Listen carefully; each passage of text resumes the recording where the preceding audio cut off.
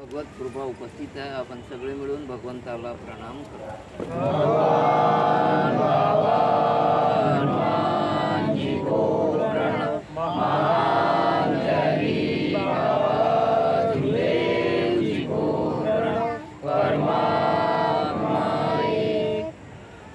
परमपूज्य परमात्मा एक सेवक मंडळ टिमकी टिमकी व टिमकीच्या वतीने आणि कळमना शाखेच्या सर्व सेवकाच्या वतीने आजची चर्चा बैठक श्रीमानजी नंदनवारजी यांच्या इथं चालू आहे. त्या सृष्टीचे भगवान बाबा हनुमानजी उपस्थित आहे. त्यांना माझा प्रणाम.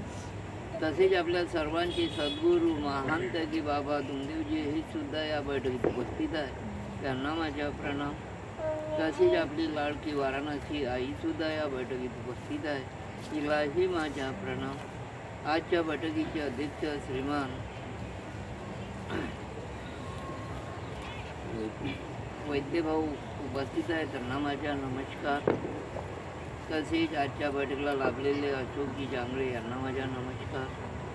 आजच्या बैठकीला ज्येष्ठ सेवक सुधाकरजी वाडी बसणे यांना माझा नमस्कार. तसेच आजच्या बैठकीत असलेले राजूभाऊ गोरुखेडे, सुरेशजी मैन आणि ज्येष्ठ सेवक सगळ्यांना माझा नमस्कार.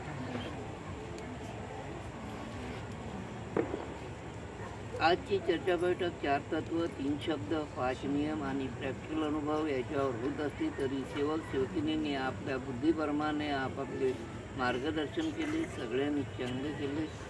कारण की हे बाबाची चर्चा बैठक आहे. खरं 4 तत्वावर, 3 शब्दावर आपल्याला सगळं काही माहीत पडते. कारण की कोणाचे का दुखवते, कोणाच्या का नाही हे सांगणारे आपण म्हणतो का आपण सांगतो, पण आपण सांगत नाही. आपल्या मुखातून भगवंत बोलून घेतो.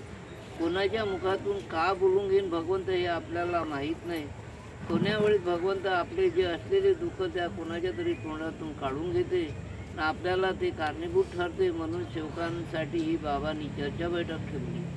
या चर्चा बैठकीत स्वयं भगवान बाबा हनुमानजी उपस्थित राहतात. माझे एक घडलेली घटना आहे. माझ्या इथे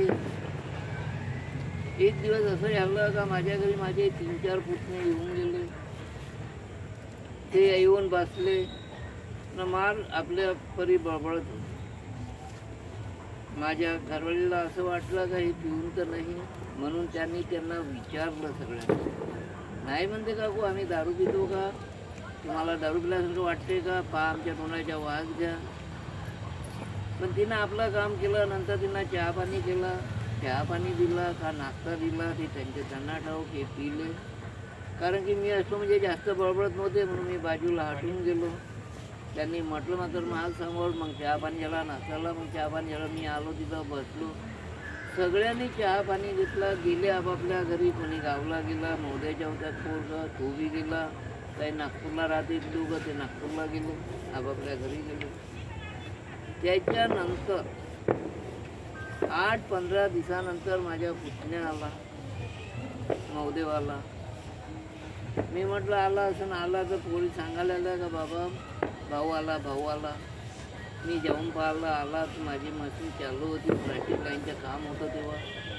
मशीन गरम होती. म्हटलं तर थोडेसे पीस राहिले आहे, 2-3 डझन पटकन काढून घेतो, मग मशीन बंद करतो. त्याला म्हटलं बस तरी. हिला सांगितलं चहा मांड. हिनं चहा मांडला.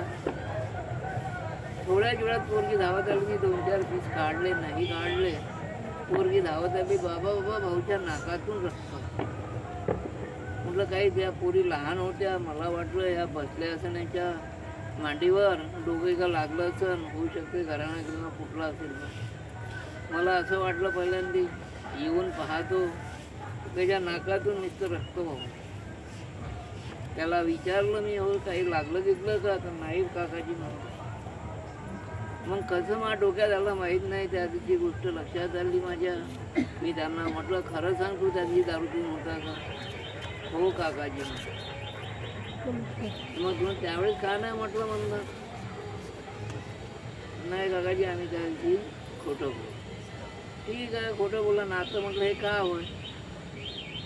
खरोखर भगवंत पहा किती साक्षात कार्य करते. त्याच वेळेस त्याला म्हटलं ज्या त्या भगवंताच्या फोटोसमोर उभा होय आणि तू माफी माग. म्हटलं का आजच्या बाद मी इथं दारू पिऊन येणार नाही. त्याच क्षणी त्यानं माफी मागितली, त्याच क्षणी त्या नाकातून रक्त थांबणं बंद. भगवंत किती तत्पर कार्य करतो. त्या दिवसापासून तो माझ्या इथं दारू पिऊन आला की भगवंत किती कार्य करते आपले. आपण का करतो. बाबांना शिकवलेल्या साध्या गोष्टीवर सुद्धा आपलं लक्ष राहत नाही ना आपण लोभापायी काही करून घेतो ना दुःखाला पात्र ठरतो. असे करू नका. तुम्ही बी नको करा, मी बी नाही करणार. एवढेच बोलून मी आपले 2 शब्द समाप्त करतो. बोलण्या चालण्यात काही चूक बीक झाली असेल मी भगवान बाबा हनुमानजीला क्षमा मागतो. तसेच वाराणसी आईला सुद्धा तो महान त्यागी बाबा दुंदेजीलाही क्षमा मागतो. नाच्या बैठकीचे अध्यक्ष सेवक सेवकी मुलं बाळ सगळ्यांना मी क्षमा मागतो. नमस्कार. काही माफी मागायची का 2 मिनिटं